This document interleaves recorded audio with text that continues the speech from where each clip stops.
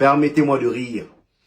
Au vu de la situation actuelle du Real Madrid et surtout après la défaite la dernière fois face à Osasuna, il y en a qui pourront dire « Oh voilà, il n'y a pas à être content après cette victoire face à Benfica. » Les amis, on vient d'être qualifié en huitième de finale. On vient d'être qualifié en huitième de finale. Avant ce match-là, on était nombreux à avoir peur, surtout lorsqu'on a appris que Kylian Mbappé sera absent. Je sais qu'il y a une grande partie du Real Madrid qui était content de la nouvelle. Le fait que Kylian Mbappé sera absent 2 ou 3 matchs ou je ne sais combien de temps, il y en a plein qui étaient contents. Et d'ailleurs, sur ce match-là, les amis, il n'y avait pas que Kylian Mbappé qui était absent. Vous-même, vous connaissez la situation actuelle du Real Madrid. Il y a beaucoup de blessés. Donc gagner un match comme ça la face à Benfica, les amis, d'autant plus qu'on les a lavés aller-retour chez eux et chez nous. Permettez-moi de dire que même si le Real Madrid m'a énervé la dernière fois face à Osasuna, aujourd'hui là je vais être content.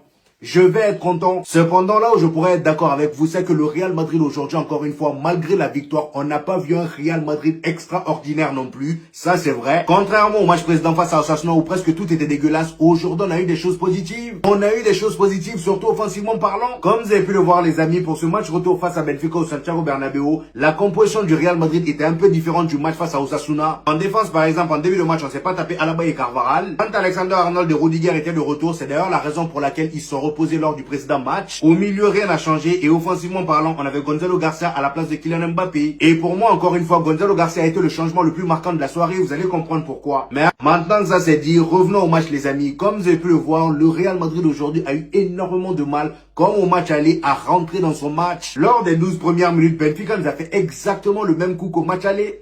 Fallait voir comment ils étaient hauts sur le terrain. Ils ont fait la même chose et j'ai envie de dire, fallait s'y attendre. Et étant donné qu'ils étaient déjà menés 1-0, ils avaient rien à perdre. Ils sont venus au Santiago Bernabéu en étant en train de remonter. Ils avaient un seul but à remonter, chose qu'ils ont fait dès les 15 premières minutes. Et en plus de ça, vu comment on était fébrile défensivement aujourd'hui, ça m'aurait même choqué si Benfica n'avait pas marqué au moins un but. Au moins un but. Défensivement parlant, le Real Madrid, les amis, c'est pas du tout serein. Même si aujourd'hui on a gagné, oui, c'est bien beau. On part en huitième de finale. On va affronter soit le Sporting ou Manchester City. Je croise les doigts que ce soit le Sporting. Manchester City a donné ça à Bodo Glimt. Donnez ça à Bodo Glimt. Eux, ils ont l'air forts. Voilà, Bodo Glimt qui a tapé, comment elle s'appelle, l'Inter hier. Donnez Manchester City à Bodo Glimt, comme ça, nous, le Sporting, là, vous nous laissez nous occuper d'eux. Donc voilà, le Real Madrid aujourd'hui, défensivement parlant, c'était très compliqué, surtout sur les côtés. Et c'est d'ailleurs sur une erreur de la défense qu'on encaisse le but de Benfica à la 14e minute. Notre cher Camavinga, c'est même pas la faute de Camavinga tout seul. Comment elle s'appelle? Carreras. Carreras sur le but, il était où? Il était où? Sur une magnifique sortie de balle de Benfica, je vois la défense du Real Madrid s'aligner de manière bizarre. Camavinga était à la place de Carreras. Et le gars avait complètement oublié que derrière lui, il n'y avait Pavlidis. Pavlidis récupère le ballon et c'est parti. C'est comme ça le but vient. Raúl Asensio a voulu nous sauver en faisant un tac, mais dans ce tac-là, il a failli marquer un CSC. Heureusement que Thibaut Courtois était là pour faire l'arrêt. Malheureusement, ça n'a pas suffi. Il y avait un autre joueur de Benfica qui était là pour pousser le ballon dedans. Et ce genre de situation-là s'est reproduit plusieurs fois aujourd'hui dans le match. Heureusement que Thibaut Courtois, comme d'habitude, était encore présent pour nous sauver. Le nombre d'arrêts de taré qu'il a sorti aujourd'hui. Car moi, je mets une capture. Cet arrêt-là, moi, m'a choqué. Cet arrêt-là, moi, m'a choqué. J'ai même eu peur pour lui. Le gars s'est tellement détendu sur cet arrêt-là que j'ai eu peur pour ses côtes. Il est tombé d'une manière un peu, voilà, c'était un peu bizarre. On l'a vu se tenir les côtes un peu. J'ai eu peur qu'il soit blessé. Heureusement qu'il n'y avait rien de grave. Parce qu'aujourd'hui, les amis, croyez-moi que le joueur le plus précieux du Real Madrid, c'est Thibaut Courtois. On peut perdre Kylian Mbappé sur blessure. Aujourd'hui, par exemple, Gonzalo Garcia a été monstrueux. Même si oui, c'était pas son meilleur match, mais moi, j'ai kiffé. J'aime bien ce genre. Ça, c'est un vrai attaquant. Ce qu'on a vu aujourd'hui, c'est ça le rôle d'un attaquant. Gonzalo Garcia aujourd'hui, sur l'égalisation de Tchouaméni, vous avez vu son déplacement? Vous avez vu son déplacement? Je vous mets quelques captures. Hein. Regardez d'où l'action part. Tchouaméni, au départ de l'action, il a le ballon dans les pieds. Gonzalo Garcia, il est où? Presque à son niveau. Gonzalo Garcia était à sa droite. Regardez, carrément, j'ai mis une flèche. Tchouaméni fait la passe à Valverde et à partir de ce moment-là, regardez le déplacement de Gonzalo Garcia. Le gars, il fait un appel dans la surface pour attirer toute la défense sur lui. Exactement ce qui s'est passé. Le gars, il rentre dans la surface, il attire toute la défense sur lui. Il libère de l'espace derrière lui. C'est 109. C'est 109. Et si vous avez bien remarqué, aujourd'hui, Gonzalo Garcia, on ne l'a pas trop vu. Voilà, le gars, il n'a pas été énormément sollicité. Mais dans les déplacements, vous allez revoir le match, les amis. Allez-y vous-même, regardez le replay. Vous allez voir que les déplacements de Gonzalo Garcia, on ne peut pas faire plus intelligent que ça. Le gars, sur l'action du but, il attire toute la défense de Benfica sur lui. Il libère de l'espace derrière lui. Et Tchouaméni reçoit une passe de Valverde. Le gars, il avait tout le temps pour tirer. Il avait tout le temps pour tirer. Il tire, il marque, un but partout. Ce qu'on vient de voir là, c'est exactement ce qui manque à Kylian Mbappé, qu'il respecte sa zone. Qu'il respecte sa zone. On ne te demande pas de ne pas décrocher, de ne jamais décrocher. Aujourd'hui, Gonzalo Garcia, il décrochait parfois pour aller défendre. En première mi-temps même, il y a eu une action où Gonzalo Garcia il a décroché pour aller défendre dans la surface du Real Madrid. Et ce qui est bien avec lui, c'est que dès que le Real Madrid a récupéré le ballon, il est revenu dans sa zone. Il est revenu dans sa zone pour terminer l'action. C'est ce qu'on demande à Kylian Mbappé. C'est ça. Et ce qui m'énerve dans tout ça, c'est qu'à un moment, il avait commencé à appliquer ça. On le voyait vraiment à fond dans le match. Il repliait, il respectait sa zone. Mais malheureusement, au Real Madrid aujourd'hui, on tend toujours à reproduire les mêmes erreurs. Donc aujourd'hui, pour moi, le match de Gonzalo Garcia, les amis, même si c'était pas son meilleur match, ben on peut pas cracher sur lui. On peut pas cracher sur lui. Grâce à lui, aujourd'hui, encore une fois, offensivement parlant, on était beaucoup plus équilibré. Vinicius, sur son côté, était beaucoup plus libre. Vous-même, vous l'avez vu. Il avait beaucoup plus de 1 contre 1. Il était beaucoup plus sollicité. Carrément, toutes les occasions dangereuses du Real Madrid passaient par Vinicius. Combien de fois dans ce match-là, vous avez vu Gonzalo Garcia sur le même côté que Vinicius? Jamais. Jamais.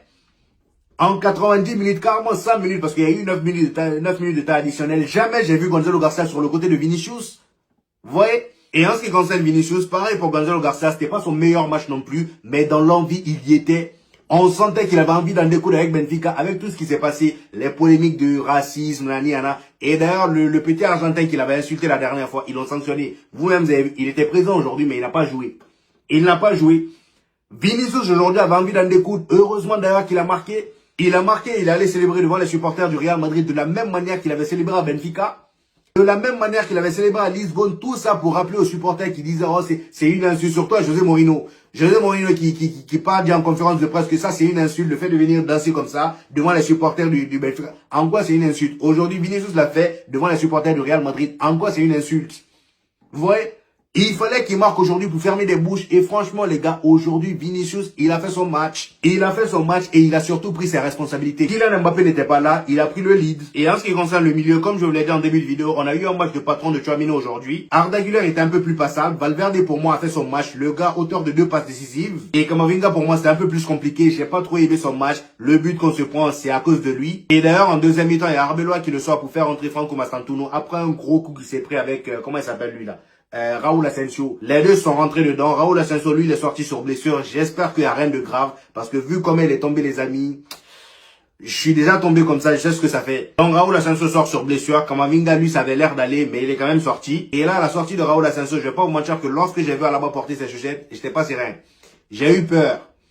Connaissant Alaba, rentrer dans ce genre de match-là, c'est tout sauf rassurant. On le connaît déjà assez bien. Le gars, il est rentré. C'est justement après son entrée que Vinicius est allé marquer le deuxième but pour nous rassurer. Donc voilà, les amis, belle victoire du Real Madrid. Ça n'a pas été très facile, mais on l'a quand même fait. Cependant, avec tout ce qu'on traverse là, j'espère que lors du mercato prochain, le mercato d'été, le Real Madrid va faire un remue-ménage. Surtout dans le secteur du milieu et de la défense, on doit renouveler. Sinon, franchement, c'est pas bon pour nous. Et surtout, si Courtois part, on est cuit. Parce que là, aujourd'hui, au Real Madrid, c'est le seul qui tient la baraque lorsque ça va mal. Donc voilà, c'était mon avis sur ce match, les amis. J'espère que vous avez kiffé la vidéo. Dites-moi en commentaire ce que vous en avez pensé. Je n'hésiterai pas à vous répondre comme d'habitude. N'oubliez pas le petit pouce bleu qui fait toujours plaisir, les gars. Ça aide au référencement. Pour tous ceux qui viennent de découvrir cette chaîne, ici, on fait des vidéos débriefs des matchs du FC Barcelone et du Real Madrid. Et quand il n'y a pas de match, on fait des vidéos actualité. Donc, abonnez-vous pour ne rien rater. Et on se dit au prochain épisode, les gars. Peace!